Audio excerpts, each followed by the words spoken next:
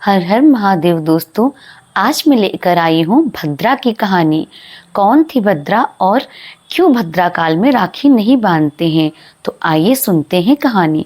ऐसा माना जाता है कि दैत्यों को मारने के लिए भद्रा गधे के मुख और लंबे पूंछ और 3 पैर युक्त उत्पन्न हुई। पौराणिक कथा के अनुसार भद्रा भगवान सूर्य नारायण और पत्नी छाया की कन्या व शनि की बहन है। भद्रा काले वर्ण, लंबे केश, बड़े दांत वाली तथा भयंकर रूप वाली कन्या है। इसका स्वभाव भी शनि की तरह ही कड़क बताया गया है। जन्म लेते ही भद्रा यज्ञों में विघ्न बाधा पहुंचाने लगी और मंगल कार्यों में उपद्रव करने लगी तथा सारे जगत को पीड़ा पहुंचाने लगी। अपने भाई शनिदेव की तरह ही भद्रा का स्वभाव भी बहुत कठोर माना जाता है। वह हर शुभ कार्य में बाधा डालती थी। उसके दुष्ट स्वभाव को देखकर सूर्यदेव को उसके विवाह की चिंता होने लगी और वे सोचने लगे कि इस दुष्ट कुरूप कन्या का विवाह कैसे होगा। सभी ने सूर्यदेव के विवाह प्रस्ताव को ठुकरा दिया था। ऐसे में उनके पिता सूर्यदेव ने भद्रा पर नियंत्रण पाने के लिए ब्रह्मा जी से मदद मांगी।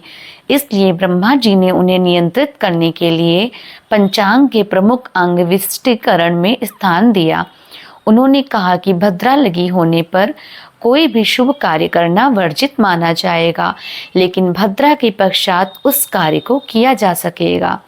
हालांकि भद्रा के वक्त तंत्र मंत्र की पूजा और कोर्ट कचहरी का कोई भी काम करना अशुभ नहीं माना जाता है, लेकिन भद्रा काल में शादी, विवाह, रक्षाबंधन, होलिका दहन जैसे शुभ कार्य करने को मना होता है। भद्रा स्वभाव से बहुत ही कठोर और उद्दंडी थीं, तो उनकी हरकतों से तंग आकर ब्रह्मा जी ने उन्हें शाप दिया था कि जो भी भद्रा काल में कोई शुभ कार्य करेगा उसे मुश्किलों का सामना करना पड़ेगा और उसे अशुभ परिणाम प्राप्त होंगे। यही कारण है कि भद्रा होने पर रक्षाबंधन नहीं मनाया जाता है।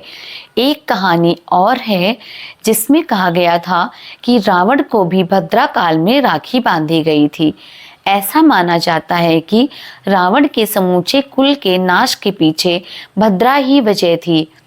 पौराणिक कथाओं में बताया गया है कि रावण की बहन सूर्पनखा ने भद्रा काल में भाई रावण को राखी बांधी थी, जो कि उसके विनाश का कारण बना। कहते हैं कि इसी के बाद से एक एक करके रावण सहित उसके पूरे कुल का नाश हो गया।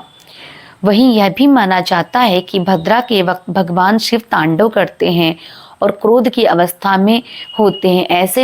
ऐसे वक्त में कोई भी शुभ कार्य नहीं करना चाहिए, वरना इसके परिणाम शुभ नहीं होते।